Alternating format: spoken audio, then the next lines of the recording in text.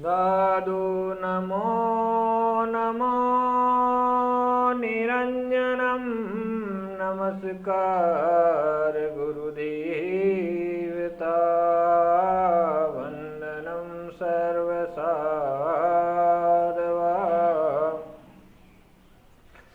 प्रणामं परंगत परब्रह्मा परापरं सोममदेव निरञ्जनं निराकार निर्मलं तस्य दादुजीवन्दनं। जय गुरु महाराज की जय, निरंजन निराकार की जय, सत्यराम। भक्तों, गुरुदेव दादूजी महाराज के चरणों में प्रणाम करते हुए हम दादूजी महाराज के जीवन चरित्र, जीवन परिचय कथा में अब आगे बढ़ेंगे, जिसमें हम छोटे छोटे भागों में दादूजी महाराज के संपूर्ण जीवन का वर्णन कर रहे हैं। दादूजी महाराज अकबर बादशाह के निमंत्रण पर जब आमेर से सिकरी नहीं पहुँचे, तब भगवान दास जी की विनती पर सूरज सिंह खिचड़ी के जाने पर दादूजी महाराज ने भगवान के आदेश से सिकरी जाना स्वीकार कर लिया और अपने कुछ शिष्यों के साथ दादूजी महाराज सिकरी के लिए प्रस्थान कर गए। आगे सिकरी के लिए तब निकल रहे थे, तब संतों ने दादूजी महाराज से कहा, प्रभु इस अतताई बादशाह से मिलने क्यों जा रहे हैं आप? उसने 7000 साधुओं को तो कैद में कर रखा है और उन्हें प्रताड़ना देता है, सजा देता है, दंड देता है। ये अपने मन मुताबिक प्रश्न करता है और उन प्रश्नों का कोई सही तरह से जवाब नहीं देता, उसे संतुष्ट नहीं कर पाता तो उसे कारागार में डाल देता है। तब दादूजी महाराज ने कहा कि आप घबराओ मत, भगवान सबके हितैषी हैं, ऐसे दुष्ट का भी कोई न कोई रास्ता निकल आएगा, आप इतिहास भूल रहे हैं। दादूजी महाराज ने प्रहलाद की कथा याद दिलाते हुए कहा कि जिस प्रकार प्रहलाद को सताया जाता था, तब परमात्मा ने खंबे से प्रकट कर दुष्ट को मारा और प्रहलाद को बचाया। वैसे ही कबीर और नामदेव की भी लाज भगवान ने ही रखी, हरि ने ही रखी। नारायण प्रभु बड़े दयालु हैं। और अभी माधवदास जी का वृत्तांत तो आप भूल ही गए हो। क्या आप उनका के चमत्कार के बारे में आपको पता नहीं? उन्हीं के चमत्कार के कारण तो हम अब सिकरी जा रहे हैं, नहीं तो अकबर बादशाह हमें जान ही नहीं पाता। तब आप संतुष्ट रहे, आप परमात्मा पे भरोसा करें और चले, भगवान आपकी सबकी रक्षा करेंगे। जब दादूजी महाराज ने इस प्रकार का आश्वासन दिया तो सब खुश हो गए और निर्भय होने के साथ ही दादूजी के साथ चलने के लिए अप्रतुल हो गए। सभी लोग गुरुदेव दादूजी के साथ चल दिए और कुछ दिन तक चलते चलते सिकरी पहुंच गए। उधर माधवदास जी, जग्गा जी और राघव दास जी को खबर लगी कि गुरुदेव दादूजी महाराज आ रहे हैं, तो उन्होंने सिकरी से आगे बीच रास्ते में उनके दर्शन किए, दंडवत प्रणाम किए और वो भी दादूजी के संग हो लिए।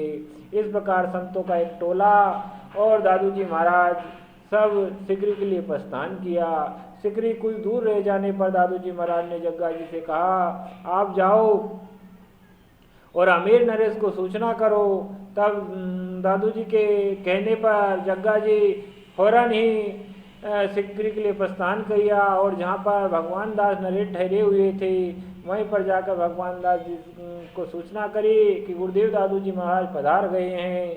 तब भगवान दास जी महाराज खुश हो गए। उन्होंने जग्गा जी से कहा, ठीक है। इस प्रकार की जब तब जग्गा जी ने उन्हें सूचना देकर वापसी गुरुदेव दादूजी महाराज के पास आ गए। उधर आमिर नरेश ने दादूजी महाराज के लाने के लिए लाव लश्कर इकट्ठा किया और बड़े ठाठ बात के संग गुरुदेव दादूजी महाराज को सिकरी ले जाने का प्रबंध किया और उसे मिलने का प्रबंध किया।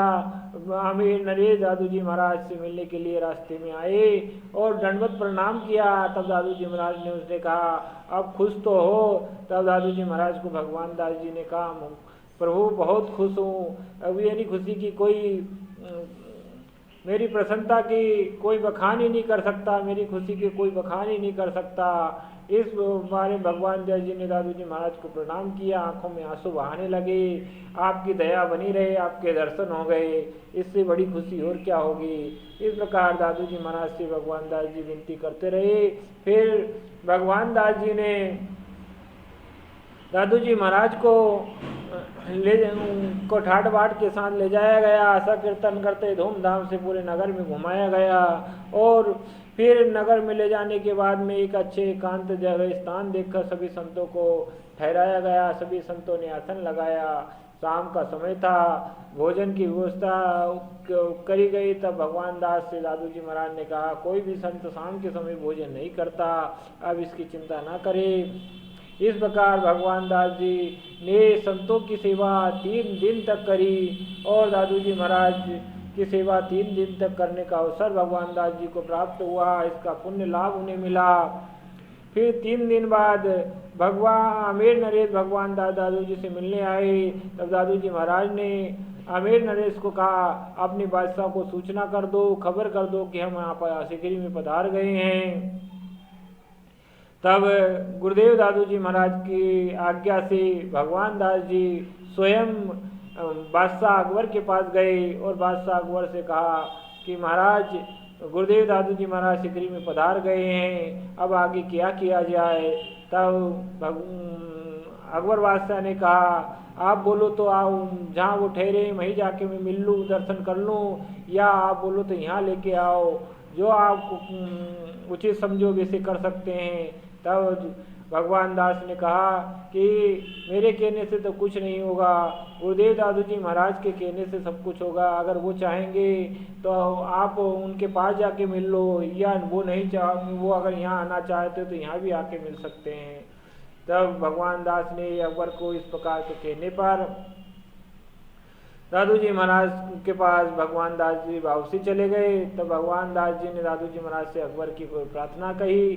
तब गुरुदेव दादू जी महाराज ने कहा कि हम स्वयं चलेंगे। इस प्रकार दादू जी महाराज ने अकबर और बादशाह का मिलने के लिए प्रस्ताव दे दिया। फिर दादू जी महाराज दादू जी महाराज भगवान दास जी के साथ में अकबर बादशाह के महल में मिलने के लिए चले गए और उन्हें फिर महल ले जाने के बाद आतिश खाने, जहाँ सभी को ठहराने की एक व्यवस्थित जगह थी, वहाँ पर दादू जी महाराज को ठहराया गया।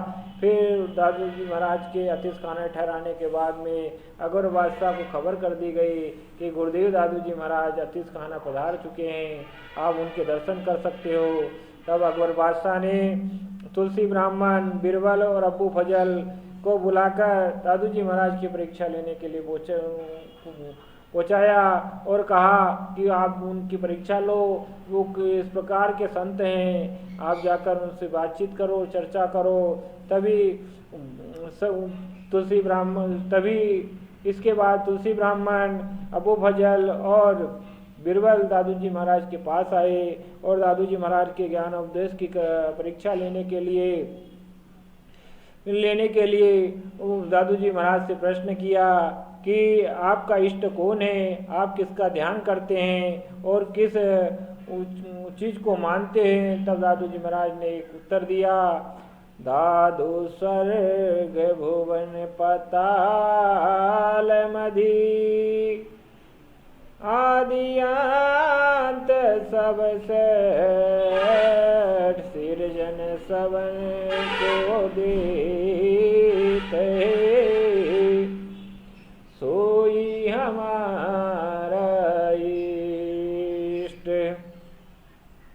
गुरुदेव भगवान की आराधना करते हुए बता रहे हैं कि स्वर्ग पाताल मदी यानी सारी सृष्टि का जो मालिक है वही हमारा इष्ट है, जो सारे कण कण में छमाया हुआ वो हमारा इष्ट है। दादू जी महाराज इस पद के माध्यम से उन्हें तीनों को उपदेश दिया और ये कथा इसी प्रकार चलती रही।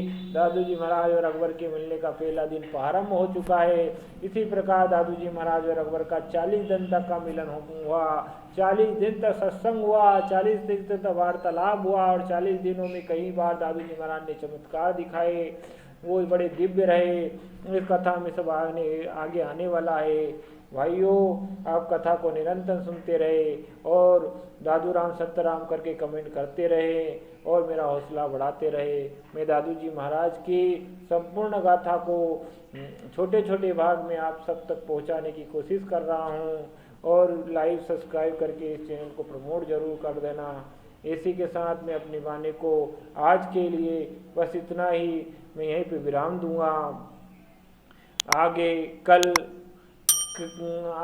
के भाग में आपको देखेंगे दादू जी महाराज के पहले दिन में क्या चर्चा हुई, क्या सत्संग हुई और जिस प्रकार दादू जी महाराज ने अपना इष्ट बताया वो इष्ट का सार क्या था, वो कल की कथा में आपको अवश्य मिलेगा। इसी के साथ हम अपनी वाणी को यहीं विराम देंगे। दादू राम सत्य राम आपा मीटे हरि भजे, आपा मीटे हरि भजे, तन मन तजे विकार, निर्वेरी सब जीव मोहे, दादू ये मत सार। जय गुरुदेव भगवान।